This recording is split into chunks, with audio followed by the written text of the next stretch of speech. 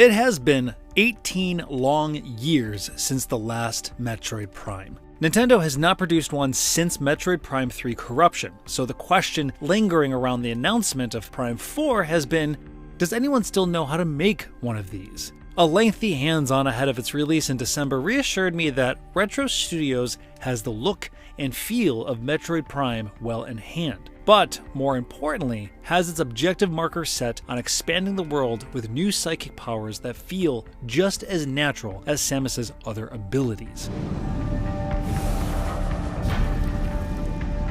Our first taste of Metroid Prime 4 Beyond, playable at the debut event for the Switch 2 itself, was composed of an initial tutorial section, an action spectacle as Samus comes to the aid of Federation forces under assault. That initial mission was meant to be a showpiece for both the game and the new hardware, and I walked away suitably impressed. This second hands-on event took place shortly after that slice of the game, still early enough to walk me through some of the core pillars of Prime 4, but more open-ended and familiar to Metroid fans. In the midst of Samus lending aid to the Federation, she gets transported to a strange planet, cut off from communications and not entirely sure where she is. And, of course, missing some key pieces of her equipment. At that point, she discovers a psychic crystal which fuses itself to her helmet and imbues her with the ability to interface with the planet's technology. The Lemorn, an ancient race native to the planet, believes Samus is their people's chosen one, as the crystal chose to fuse itself to her.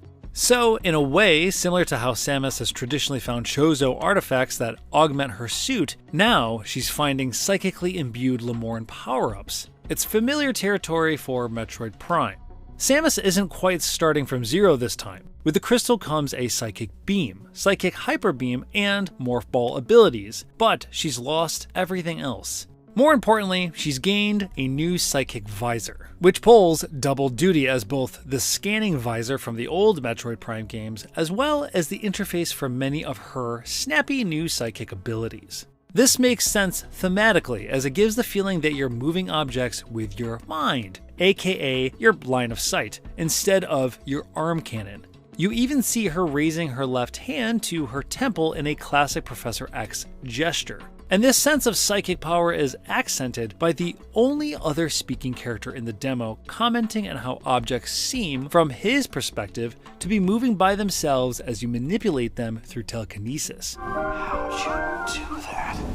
More on him in a bit. You quickly learn to get off planet you need to gather 5 Master Teleporter keys, and so the adventure begins in earnest. This is where Prime 4 opens into more expansive exploration, but I could still feel the presence of training wheels. It's an early part of the game, so this is the first taste of exploration with some limitations. It was still relatively linear and easy to tell where exactly you had to go, so I didn't feel overwhelmed by the alien landscape. I trust that feeling will fade as more areas open and get more complex, but I couldn't tell from this limited demo if the 5 sections will have interlocking exploration or if they're more segmented. The first one, at least, was almost entirely standalone, but I did see clues of things to come back to once I received other powers. This section took place in an overgrown jungle in the shadow of a massive tree that's sacred to the Lemorn.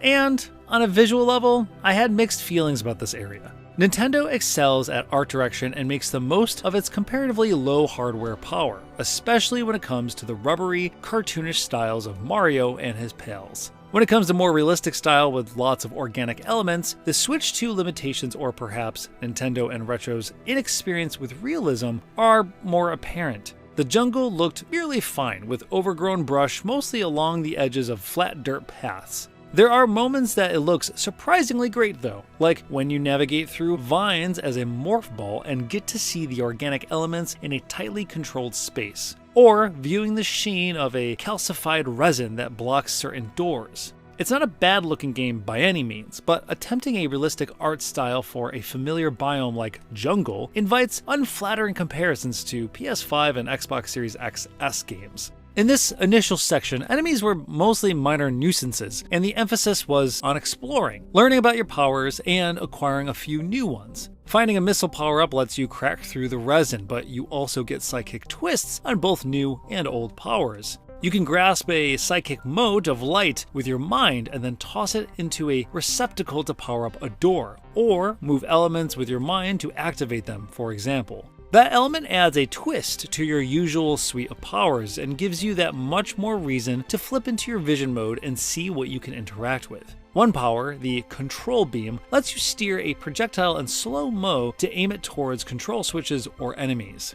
As you explore, you run into Miles Mackenzie, a Federation engineer who has been marooned on this planet with you. Samus Aran is a bona fide legend, so Miles is obviously impressed, giving the relationship echoes of classic Halo games when ordinary people come face to face with Master Chief. Miles is obviously in way over his head on a hostile planet where everything is trying to kill him, but he knows his way around machinery, so he's an asset. Your mileage may vary, but I found his hapless, dorky chatterbox persona endearing, especially contrasted against Samus's quiet stoicism. Miles even comments on it at one point, which makes me think the relationship is intended to be comedic.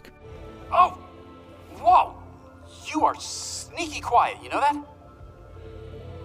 After briefly escorting Miles to safety and thankfully without feeling like he was a burden, he mostly stuck to a control room and I was back to exploring the alien planet on my own. The demo culminated in a boss battle against Carvex, an aggressive sentient plant. The fight started by using your weapon to cut through weak points in the vines, but as more appeared, you had to use the control beam to cut through several sections of its vines near simultaneously, which couldn't be done through normal fire, all while dodging its swinging and swaying tendrils. It was an exciting combat puzzle in the way the Prime games have excelled, and I was pleased to see that scanning it treated me to a little bit of extra story context, informing me that it had been rendered unable to communicate by fusing with a Metroid. The prize for defeating Carvex was another new power, the Psychic Bomb, which ordinarily operates like a standard Metroid Prime bomb, but can be charged to create a floating version that can be grabbed with your mind powers just like the Psychic Motes. That lets you activate switches remotely, which then allowed me to open a transport pod.